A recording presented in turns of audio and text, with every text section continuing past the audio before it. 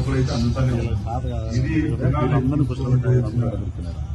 8 నెలలు పనిచేసేదానికి ఆ దేవుడు మనకు అవకాశం ఇచ్చినాడు కాబట్టి ప్రతి ఒక్కరు పొరపచ్చులు లేకుండా ఒక్కొక్కటిగా అన్ని విషయాల్లో కూటమి ప్రభుత్వం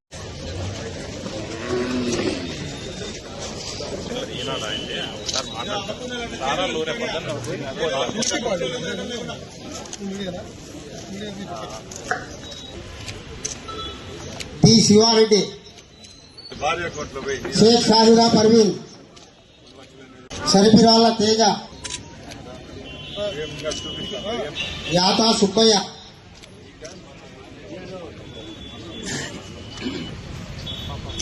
కుంతల,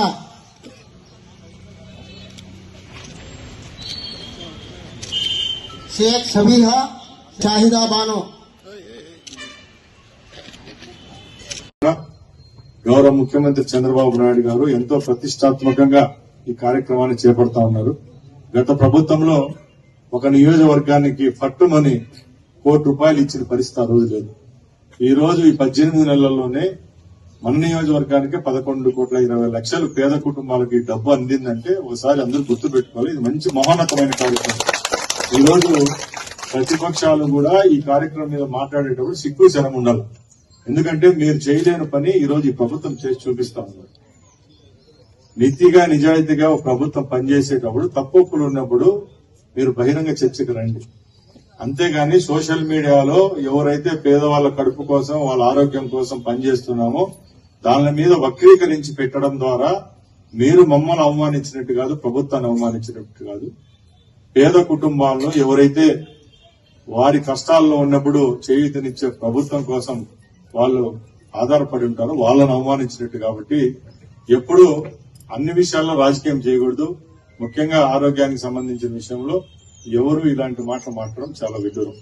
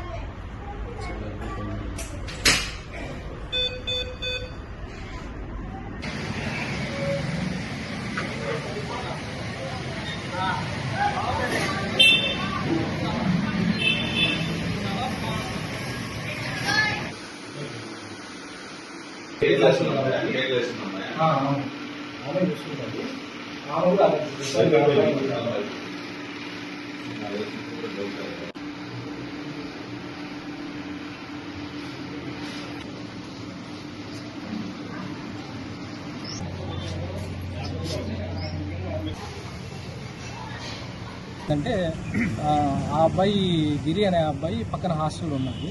ఆ అబ్బాయికి సంబంధించి గొడవ జరిగింది. వాళ్ళకి ఆ గొడవ జరిగిన పిల్లలకి 15-20 మంది పిల్లలు వచ్చారంట. ఆ పిల్లలకి ఆ అబ్బాయికి ఏదో ముందు గొడవ జరిగింది. ఆ జరిగి సంథింగ్ ఏదో పోలీస్ స్టేషన్ ఒకటి కేసు అయ్యింది. దాన్ని వాళ్ళు ఏదో రెడీ చేసుకున్నారు. అది ఏదో అయిపోయిన తర్వాత సంవత్సరం కిందట జరిగిందంట.